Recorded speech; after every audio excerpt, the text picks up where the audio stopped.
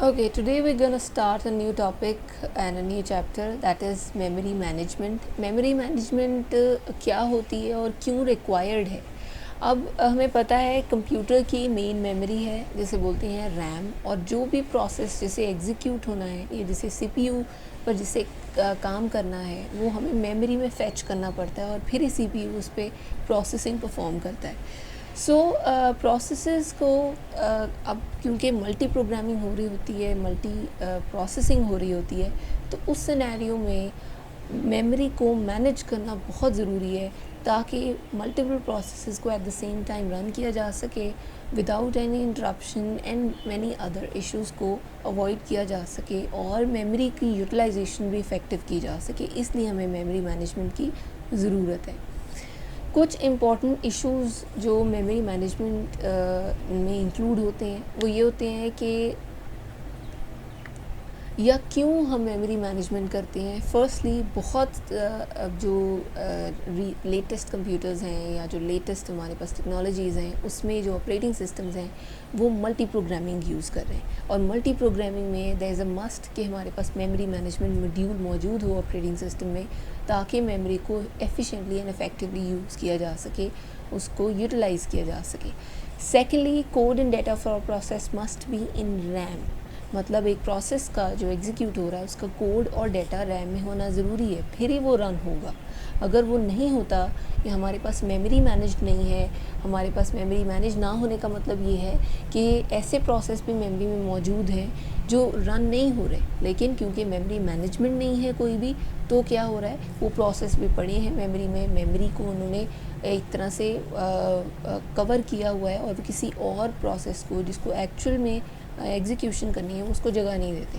तो इसलिए हमें मेमोरी मैनेजमेंट ज़रूरी है ताकि सिर्फ वो प्रोसेस और उनका कोड और उनका डाटा मेमोरी में मौजूद हो जो हमें एग्जीक्यूट करने हैं. ठीक है. नेक्स्ट, प्रोसेसेस जो हैं वो दूसरे प्रोसेस का कोड या डाटा विदाउट उस प्रोसेस की परमिशन के यूज़ ना कर सकें, यानी परमिशंस ग्रांट की जाएं, हर प्रोसेस को प्रोटेक्टेड रखा जाए कि उसका डाटा उसका कोड विदाउट इट्स परमिशन कोई और प्रोसेस एक्सेस नहीं किया जा सकता. इसलिए भी हमें मेमोरी मैनेजमेंट रिक्वायर्ड है. प्रोसेसेस मस्ट बी एबल, लेकिन प्रोटेक्शन के बावजूद हम मेमोरी मैनेजमेंट ये इंश्योर करती है या ये उसे करना चाहिए कि परमिशंस ग्रांट की जाएं शेयरिंग के लिए. Sharing of process code and data between multiple processes possible हो अगर उन्हें इसकी रिक्वायरमेंट हो. ठीक है. देयर इज़ यूजली रैम में यूजली कोड और डाटा के लिए इनफ स्पेस नहीं होती, यानी एट मल्टी प्रोग्रामिंग एनवायरनमेंट में मल्टीपल प्रोसेस तो रन हो रहे होते हैं लेकिन उनके कोड और डाटा को मेमोरी में at the same time load करने की जगह नहीं होती, और जिसकी वजह से क्या होता है कि बहुत सारे प्रोसेस यानी जो सिस्टम जो है वो इनएफिशिएंट हो जाता है when it comes to multi programming. तो इसलिए मेमोरी मैनेजमेंट मॉड्यूल वो पार्ट है ऑपरेटिंग सिस्टम का जो इन तमाम इश्यूज़ को रिजॉल्व करता है और मेमोरी शेयरिंग को पॉसिबल करता है and at the same time multiple programming को भी एफिशिएंट बनाता है. और इसकी बेसिक जो रिक्वायरमेंट्स हैं यानी किस किस नॉलेज का या पॉलिसी का नॉलेज रिक्वायर्ड है for memory management, that is relocation. First point है relocation, next is protection, sharing and program translation and address space.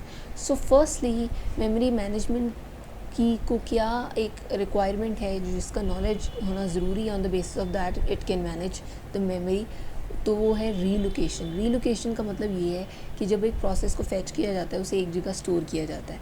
ठीक है. हो सकता है वो बाद में स्वैप आउट हो गया एंड देन जब उसे अगेन स्वैप इन किया गया इनटू द मेमोरी वो किसी और जगह आके स्टोर हुआ. अब ये जो रीलोकेशन थी कि एक बार एक जगह स्टोर हुआ, दूसरी बार प्रोसेस किसी और जगह स्टोर हुआ. सो मेमोरी मैनेजमेंट का ये काम है कि वो इन रीलोकेशंस को यानी एड्रेस को मॉडिफाई करता जाए. एक बार एड्रेस 1 था, दूसरी बार एड्रेस 2 है. अगर मेमोरी मैनेजमेंट मॉड्यूल को उस रीलोकेशन का ही आइडिया नहीं है तो it can not manage it efficiently. वो यही समझेगा कि वो पहले वाला ही है जो पहली जगह पे ही वापस आ गया. ठीक है. तो इसलिए जो एड्रेस जो प्रोग्राम रीलोकेशंस हैं उनके बारे में नॉलेज होना बहुत रिक्वायर्ड है फॉर द मेमोरी मैनेजमेंट.